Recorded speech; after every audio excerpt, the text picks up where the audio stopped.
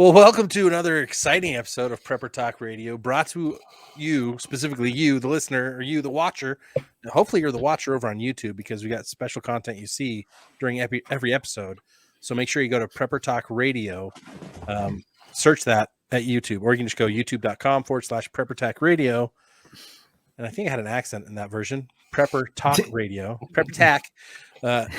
Give us a follow. Like our content, share our content, because we're going to be giving away some silver and a fantastic antibiotics kit from Jase Medical. And if you use the code PrepperTalk, you're going to save $10 on any purchase over at jasemedical.com. Tonight, we're going to talk about our manly duties. And no, I'm not talking about your bathroom time taking a duty. I'm talking about manly duty, being a good husband, being a good man. We talked about this a few episodes ago, but because it's a special day as we're recording this, and in a few more days it's going to be another special day for my fabulous co-hosts Harris and Shane. They've got their anniversaries this week, and mine was last Saturday. Last week and this week. Yeah, mine's in 2 months, so I have nothing to compare to you guys. I'm the baby in the world of marriage. I'll be hitting 11 years this year. I must you guys be are the what, really 20, old guy now. You're 27, 26 years? 29 years. Yeah, I'm old. That's awesome. I'm looking old. I'm feeling old, and even more so now. Thank you very much, Scott. But you can kick and you can stretch. I can still kick, and I can still stretch, and I can still kick. Hopefully that goes on for at least a few more years. Yeah. At least, probably a couple more decades knowing you. Yeah, hopefully. Paris, how many years do I got a lot. Mom, we're 26 years today. March 22nd, we're recording this Wednesday, March 22nd, 26 years today. You guys make sure you hit a heart in the comments below. Show some love to these guys. This is fantastic. That's an accomplishment in both of those numbers. That's huge. I guess I don't feel too old there, Paris. Appreciate that. 26 years. I know. I was surprised. In fact, I told my wife today, I said, are we 26 or 27? And she's like, 26. I'm like, oh, thanks. Like, I didn't want to give another year that I didn't need, I guess. But at the same time, I was like, man, I know we're going. Just saying we're being optimistic. Right. Yeah. I mean, it's the future. And, what's cool about it is in today's world, I mean, we're getting into a lot of things, I'm sure, today, but in today's world, you don't see people married for 20 plus years, 26 years, 29 years.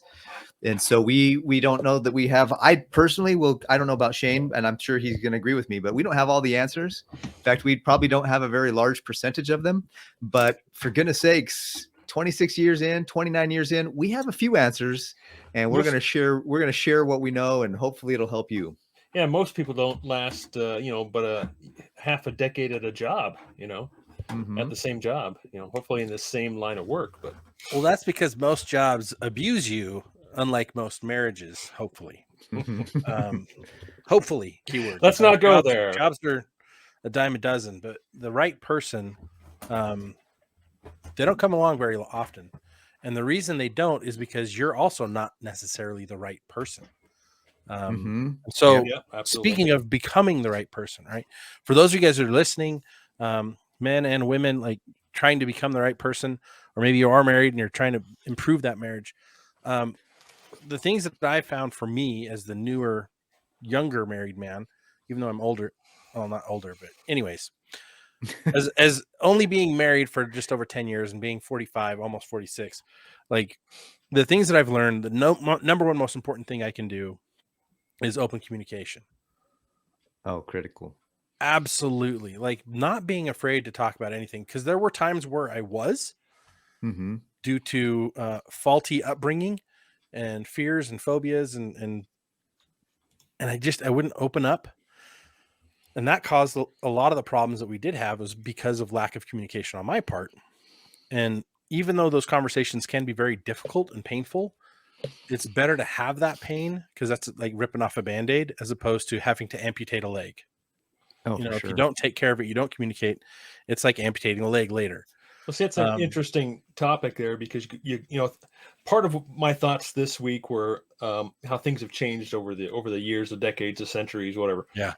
Millennia. Go back to Christ's time, and if I remember correctly, I don't think the wife was even really allowed to speak to the husband. She was kept separate.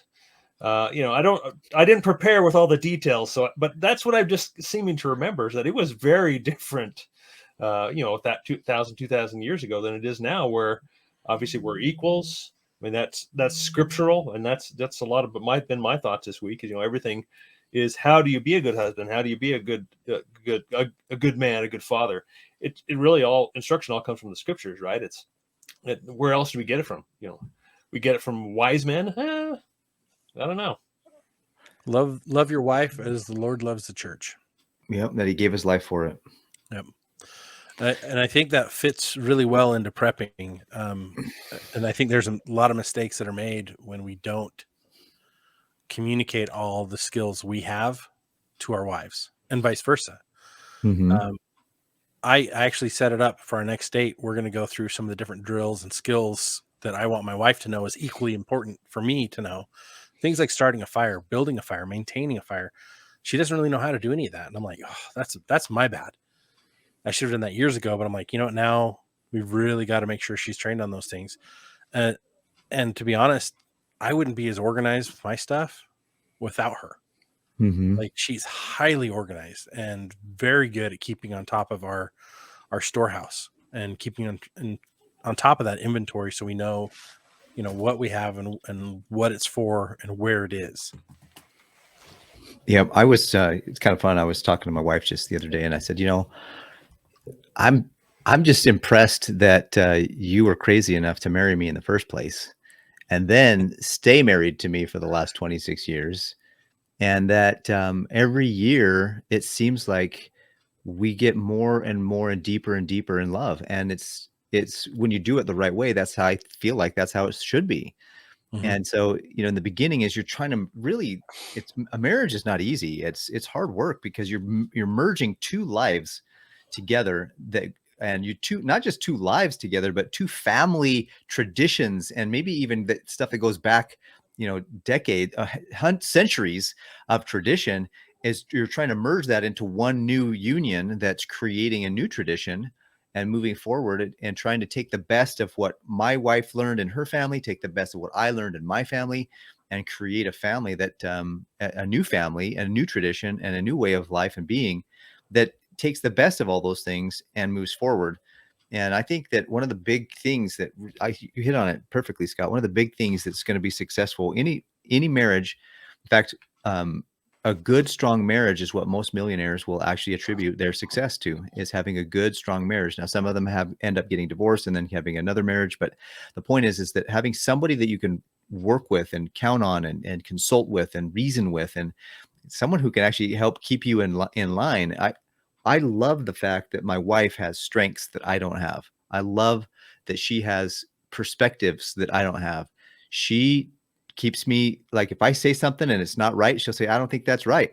And I'm like, whoa, wait a minute, And so, contrary to popular belief in the current environment, men and women are different.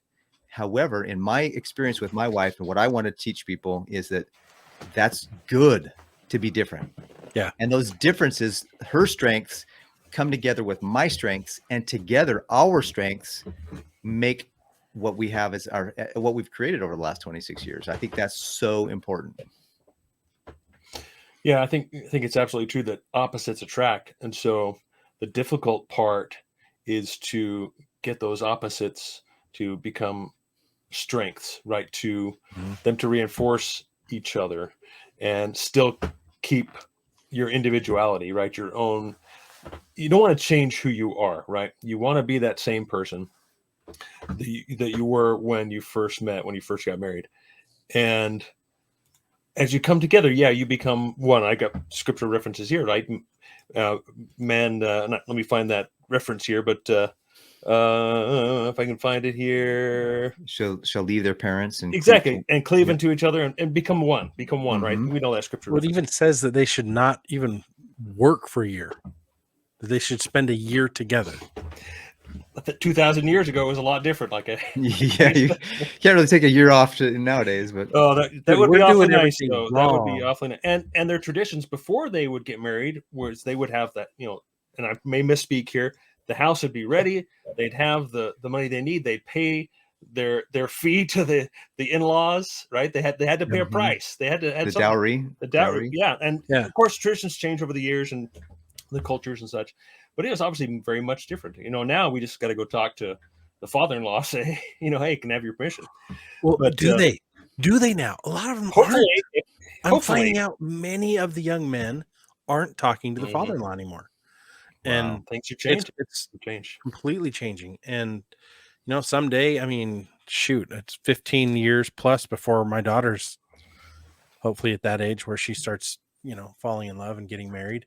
But man, if the young man doesn't talk to me, we're gonna have a problem, Mm-hmm. right?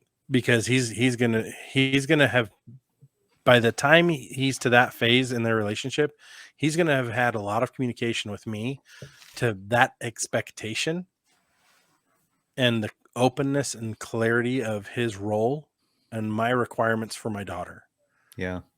right? Because that's one of the things that fathers can do that mothers love differently than fathers, right? Mothers Mhm. are very grace and mercy driven. They're very caring and compassionate. Um, Different where a father is very much justice, consequences, right versus wrong, and not really giving a whole lot of leeway. It's more of a disciplined Mhm. approach. And a kid needs both. There's a study that I was listening to. I just totally spaced on who it was, but I was listening to a podcast, and they were talking about one of the significant factors in keeping kids out of jail as they grow up is having a father Mhm. present in their lives. And it's actually more powerful than having a mother present in their lives. This is no dig on moms. It's a different type of upbringing that a father brings. A good father, a present father, a father who's actually engaged with the kids, Mhm. and even better if he's engaged and having a great relationship, working on a great relationship, even amidst all the problems with his wife. Problems make you grow.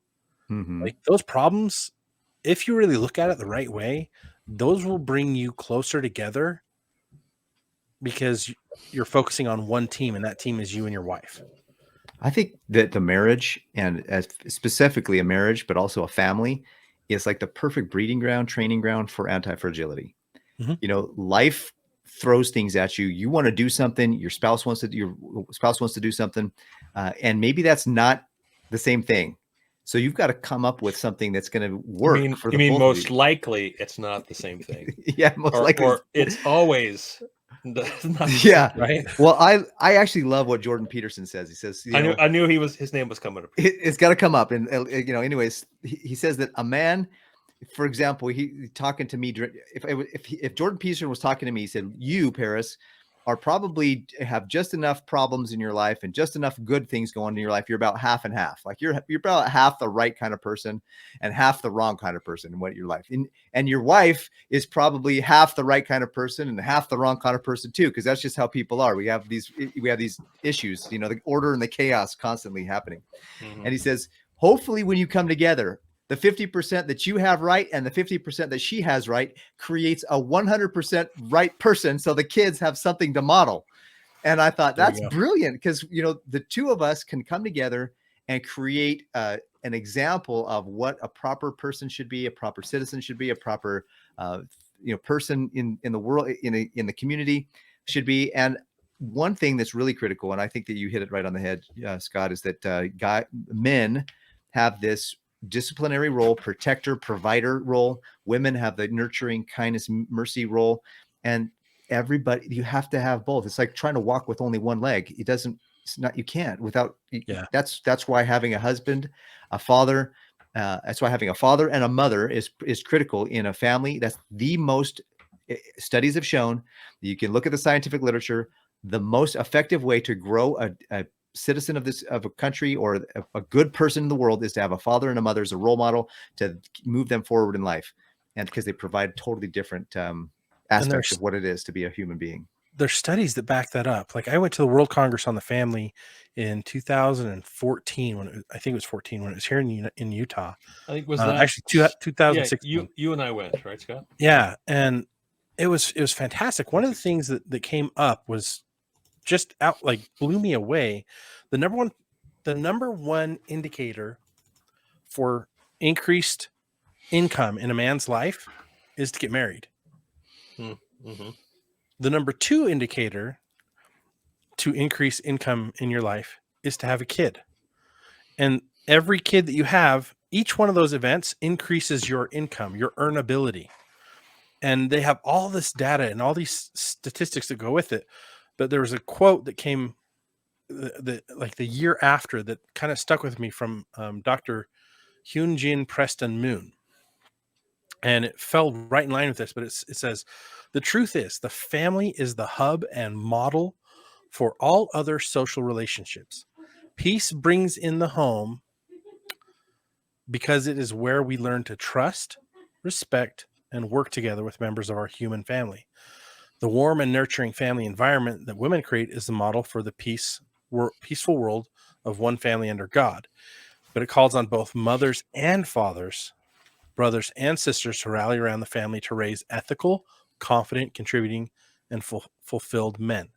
The family is the first and best place to cultivate the intangible skill sets of character and the knowledge and certainty of universal principles and shared values that will help both current and future citizens and members of the workforce, both men and women, navigating through today's uncertainties. All of that comes into play. Mm-hmm. All of it. Like, you can't have a fully balanced person without a father and a mother. Yeah, it's so hard to do it any other way. While you were reading that, Scott, the first thing that came to my mind was, so I guess God did have it right. Yeah, I was going to say the sad thing about that nowadays is that there's a lot of people that'll disagree with you with that saying. Right. There's a lot of people that don't believe that. But the And data, that's absolute truth. The data doesn't agree with today's perspectives. You know, one of the things that always hits me, because I get hit with this in normal conversations day to day, is well, God would understand. This is how I feel. This is the truth because this is how I feel it. Well, I go back to the scriptures and it's like, our ways are not his ways. Mm-hmm. We don't understand. We don't know everything, especially in a world where we're combated from every angle. Like, we're just being beat upon from all the different things in the world all the time. It's like, how do you really know? Well, go back to the scriptures, check yourself before you wreck yourself, see what the Lord has to say, get on your knees, spend some time with God and try to understand what he's teaching you and change your way to meet his way. Mm-hmm. I mean, stuff that's worked for thousands of years, we're trying to say that it doesn't work now. Like, wait a minute. In 5 or 10 or in the last 100 years, you're change. saying that stuff hasn't worked. That's been working for the last 5 or 6,000. You know, depending on if you take a biblical view to the age of the earth. Yeah, exactly. If you're looking back 2,000 years, have things gotten better in that type of in marriage in particular? I would probably say so, because I only have this perspective. But go back 1,000, 2,000 years, who knows? They look forward and see what we're experiencing now, and they say, how they probably couldn't comprehend that. But I was thinking, I read something the other day that a couple things that I want to mention that hit me kind of hard is that, now remember, when you're watching your kids grow up, they are also watching you grow up. And that's something I hadn't really thought about directly before, purposefully.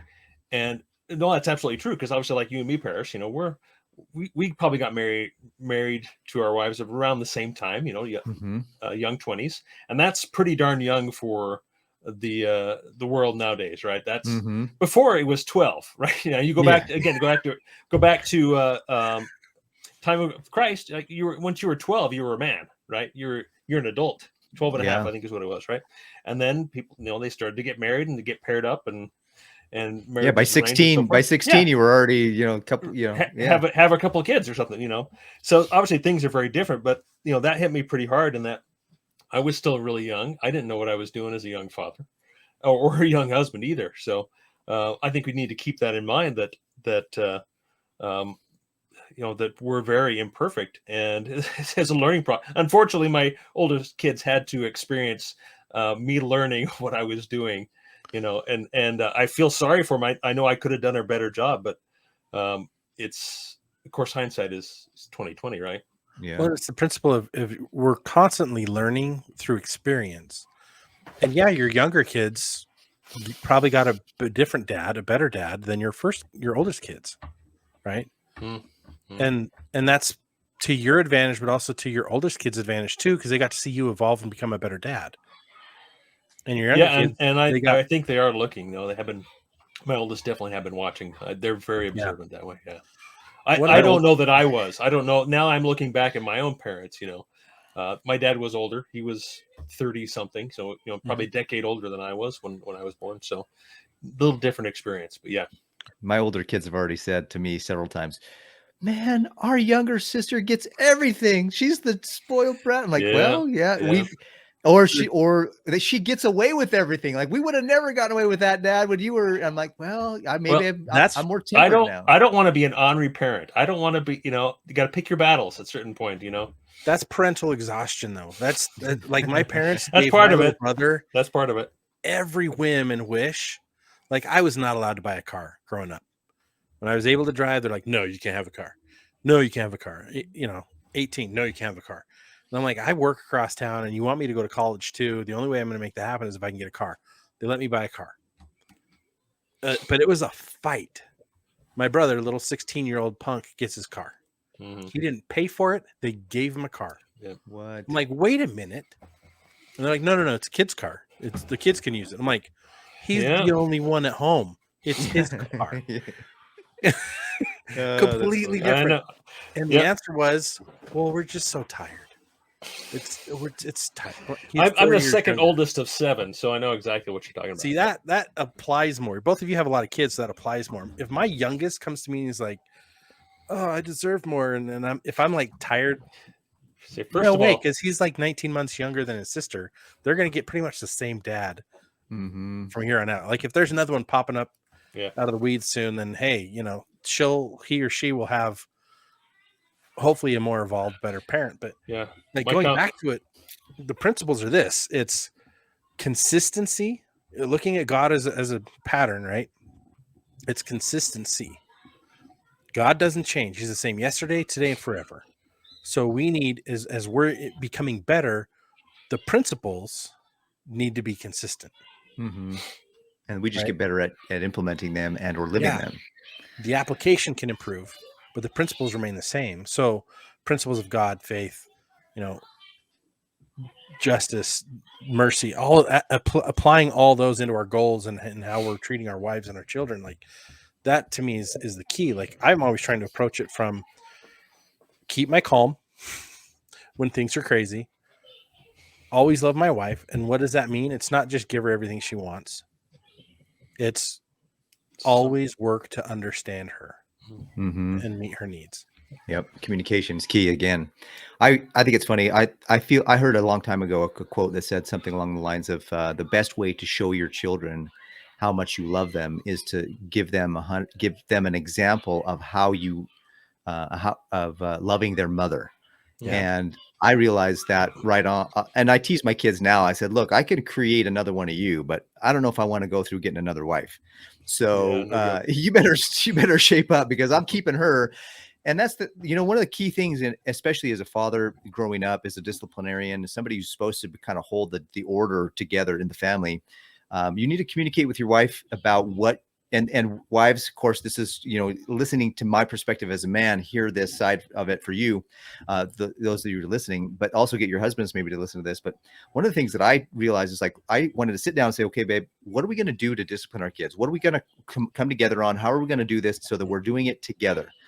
One of the key things that we agreed on at the very beginning was if we say we're going to do something, for example, if I tell my kid, if you do that again, then I will do the following. And if the kid does it again, whether I want to or not, I do the following so that I tell the truth. That follow-up has got my kids more disciplined and more willing to follow because they know, hey, when dad says something, he'll actually do it. He actually follows up with it. And that's just good character, good. It feels, building character and building integrity is something that that's one of the biggest things that we have as an issue with if we have anxiety or panic or anything as a men. If you have a problem, depression, sadness, anxiety, panic, any of those things as a man, one of the reasons why is probably because you're saying things that are incongruent with your actions. You make a promise to yourself and you don't keep it. You make a promise to your wife and you don't keep it. You make a promise to the kids and you don't keep it. Start small, but start making promises to your wife and kids and to yourself that you keep. And you start to do that, you're going to build character, you're going to build strength, some of those problems that you have had will start to fade away. And I think that's something that is a real strength that men can have if they use it properly to build a strong family and show a good example. And we're obviously talking about this topic because it's tied directly into preparedness, right? Into prepping, into what we do. This is, for me, I don't know about you guys, but for me, family, and I'm sure I'm misspeaking here, but family and preparedness and taking care of my family is all I do. It's all I do, right? Mm-hmm. That's all I'm on. That's, from working, getting up early and doing the job in the morning, to chores afterwards, to, whatever it is, and preparing it and getting ready for the hard times that are coming. That's all I do, right? And that's all I care to do. And and if we go to there's a book in the Book of Mormon called Alma, for those of you who are familiar with it, and there's a verse called, it's chapter 43 verse 47. It says, defend your families even unto bloodshed, right? That's a fairly short excerpt of a longer scripture and more verses and such. So and I want to assure you, I'm not taking this out of context. And we hear all this talk about toxic masculinity, right? And that is a sore spot for me, I tell you, because there is no such thing as toxic masculinity. It does not exist. Let me read you a quick quote here. I saw the other day that hit me pretty hard. Masculinity isn't toxic. The absence of it is. Yep. Masculinity isn't toxic. The absence of it is. Weak men are abusive and spiteful. Strong masculine men are protective and loving. And I don't think I've heard anything more true than that. That's awesome. I think, like we say here on the show, it's about God, family, country. God comes first. Our duty is to our Heavenly Father, to our Creator first, and then to our family. So, and interpret that however you'd like. I have my own interpretations of what that means. But it comes down to defending our family, even with our very lives, in everything, in making sure they're fed, and making sure the bills are paid, that the lights are on, and that they have a cushy life at the moment, right? The house is warm, the house is cool, they can turn the light switch, and there's milk in the fridge, those types of things. That's the things that I focus on, and that's what I love to do. I mean, that's what I'm all about. There's really no other purpose in life. Me go hang out with my brothers, do a few fun things here and there, but I can do without, Mm-hmm.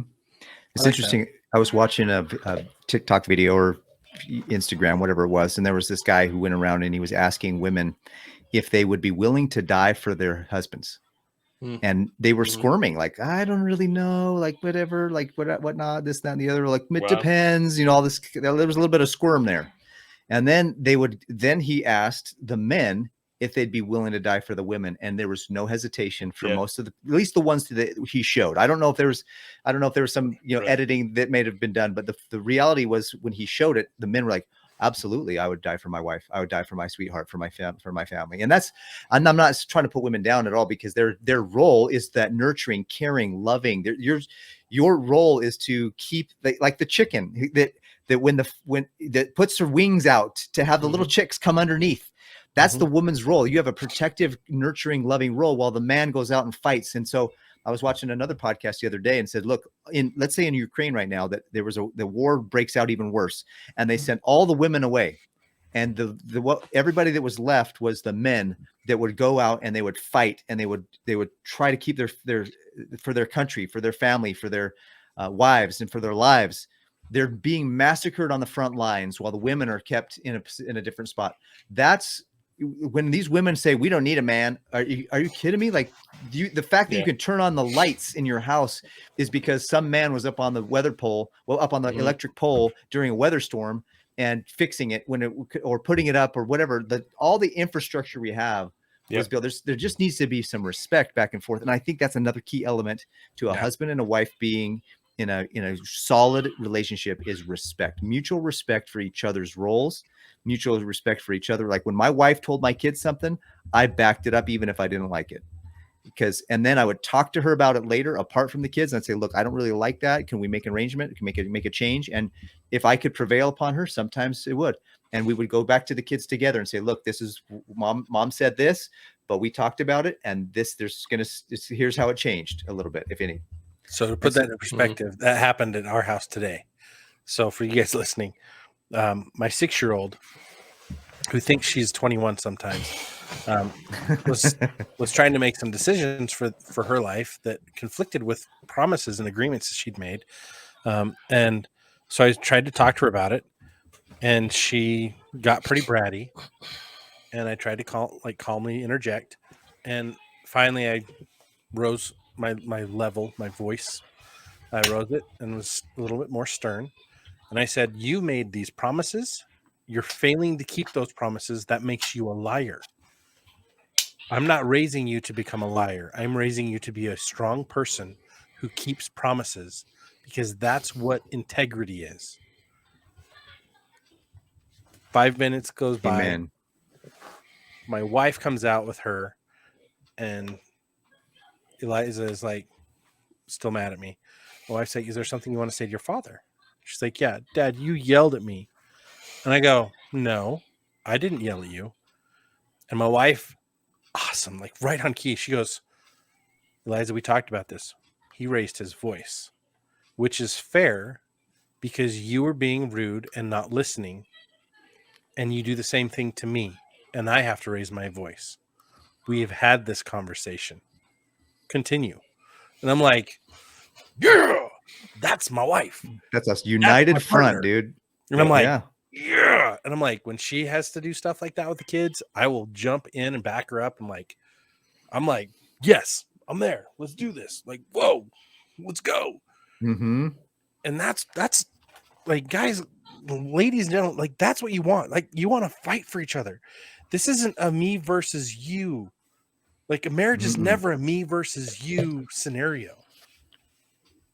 Like, I love an old quote I heard that goes right along with that, Scott, is that it's not about who's right. It's about what's right. Mm-hmm. And whenever my wife and I get in a situation, and it's rare nowadays, thankfully, but as we grew up in our marriage, we slowly get to the point where now we probably argue maybe once or twice a year, if that. Like I think I remember, in fact, the last time we argued, there was like a week where we argued twice in a week. And I was like, what is happening? Like, this is not how we do things. And so, because it had been like a year or something since we'd argued. I don't know. It's been like a long time, long enough that I didn't remember. But whenever we get in an argument, I say, listen, and we get heated a little bit. We knew that was coming. I said, let's just remember. It's not about who's right. It's about what's right. Let's keep that in perspective as we continue our conversation. And sometimes we need to step away, and sometimes we can get it. We could crank and get right through it and solve it. But as long as I always tried my best, and I don't always do 100% of this, I fail on a regular basis. But one of my main focuses was look, it's not about who's right. It's about what's right. And we just had so much more success with that focus.